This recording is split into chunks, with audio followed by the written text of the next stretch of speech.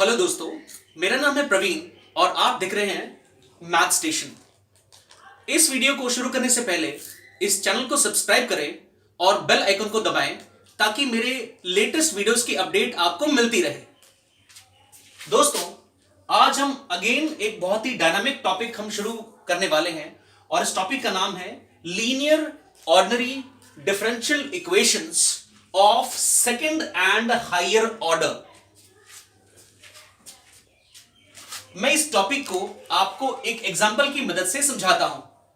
दोस्तों, आपके सामने ये इक्वेशन है और इस इक्वेशन में फर्स्ट ऑर्डर डेरिवेटिव का भी इधर इस्तेमाल है, सेकंड ऑर्डर डेरिवेटिव का भी इधर इस्तेमाल है, लेकिन जो उनकी डिग्री है वो 1 है। तो इसका मतलब आप समझ जाइए कि ये जो इक्वेशन है ये is of second and higher order. अब देखिए, एक बड़ी इंपॉर्टेंट चीज जो आपको हमेशा याद रखनी है वो ये कि अगर कोई डिफरेंशियल इक्वेशन 0 के बराबर हो तो उस डिफरेंशियल इक्वेशन को होमोजीनियस डिफरेंशियल इक्वेशन कहते हैं, और अगर कोई डिफरेंशियल इक्वेशन 0 के बराबर ना होकर किसी वैल्यू के बराबर होती है तो उसे नॉन होमोजीनियस डिफरेंशियल इक्वेशन कहते हैं। और एक और बड़ी इंपॉर्टेंट चीज जो मैं आपको बता दूं कि किसी भी डिफरेंशियल इक्वेशन का जो सॉल्यूशन होता है वो दो कंपोनेंट्स को मिलाकर मिलता है, और वो दो कंपोनेंट्स है y is equal to C S plus P I. जो सी एस है इसे बोलते हैं कंप्लीमेंट्री सॉल्यूशन,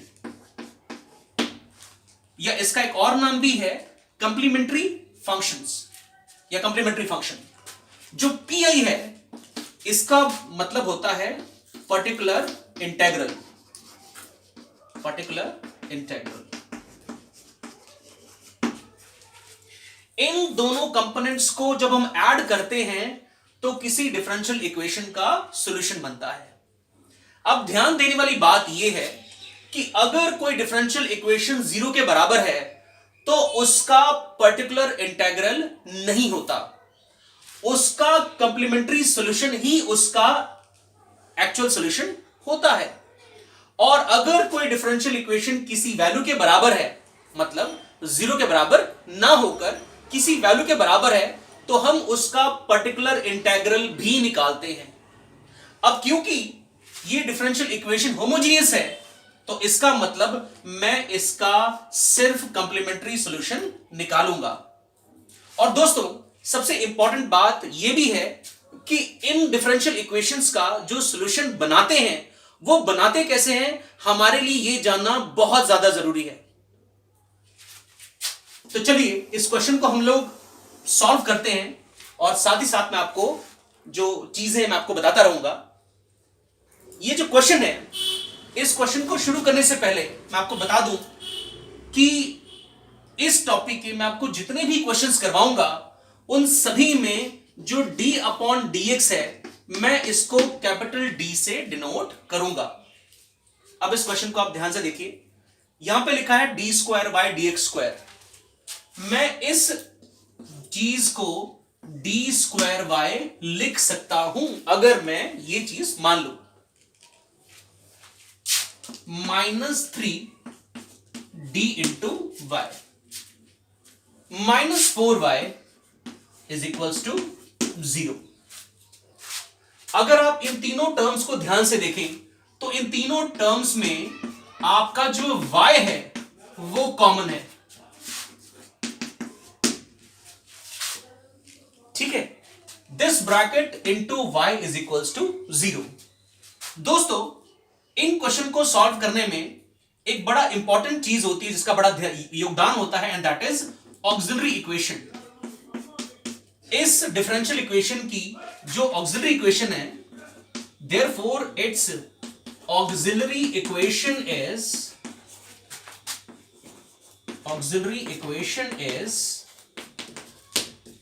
वो चीज जो y के साथ मल्टीप्लाई में है।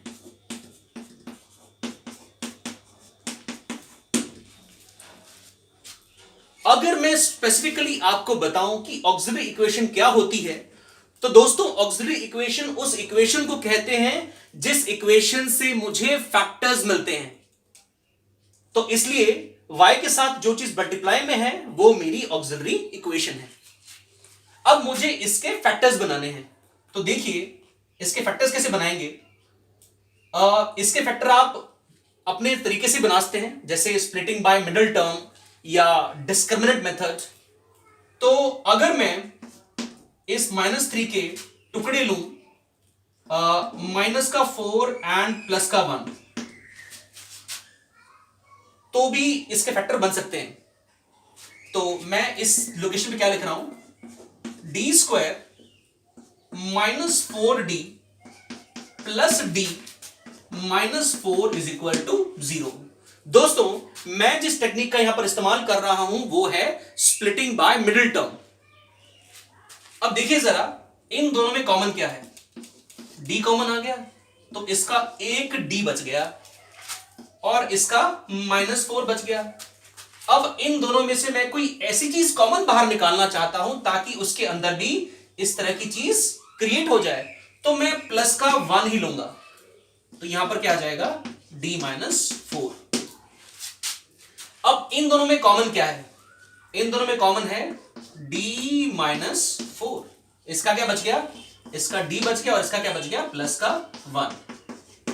तो दोस्तों यहां से मेरी d की दो वैल्यूज आ गई।